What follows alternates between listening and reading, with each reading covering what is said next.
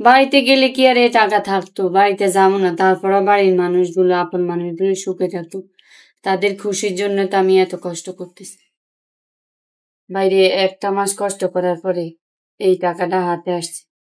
কিছু নিজের সংসারের খরচের জন্য, কিছু বাড়িতে শাশুড়ির জন্য, কিছু ঘর ভাড়ার জন্য, কিছু বাচ্চার খরচের জন্য, কিছু নিজের পানিয়া। ঢাকা শহরে তো কোনো জিনিসের কেনা ছাড়া কোনো খাওয়া যায় না। কিছু পানির বিল, কিছু ময়লার বিল।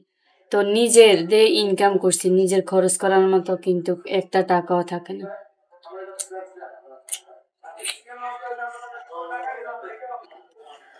কত কষ্টে যে আছে আমি নিজেও জানি না। সবাই মনে করে কি যে রোজগার করে, টাকা পয়সার অভাব নেই, মনে হয় আমি টাকা পয়সা রাখছি, কিন্তু মূলত ভাবতে গেলে কিন্তু কিছুই না, তাই না?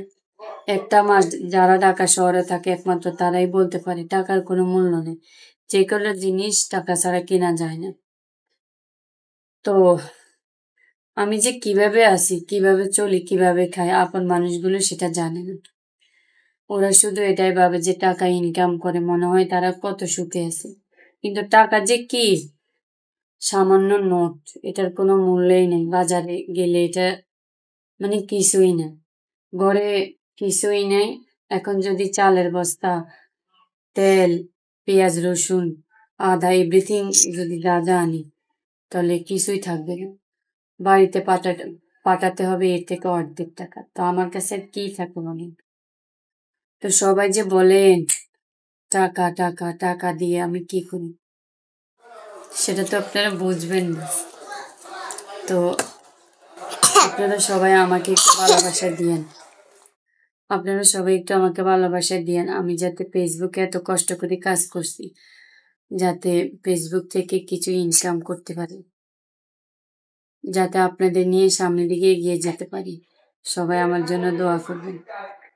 ধরো এখানে 4,000 টাকা আছে, বাড়িতে পাঠাও। আর বাদ বাকি ওই যে চাল আনতে হইব, তেল, পেঁয়াজ, আদা, রসুন, মশলা, যা যা লাগে সব লাগবে। আবার ঘর ভাড়া আছে, ওয়াইফের বিল আছে। আমার কাছে তো কিছুই থাকবো না। তো বাড়িতে যাবে না?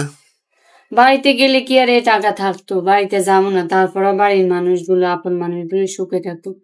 তাদের খুশির জন্য তো আমি এত কষ্ট করতেছি। নিজের কথা তো চিন্তা করি না। আজকে কি মাঝে আনছো? মধ্যে মনে হয় মানে নিজেকে নিজে শেষ করে দেয়। আসলে আমার দুনিয়াতে আপন বলতে কেউ নাই, সবাই ক্ষণিকের জন্য। স্বার্থ ছাড়া দুনিয়াতে কেউ কিছু ভালোবাসে না,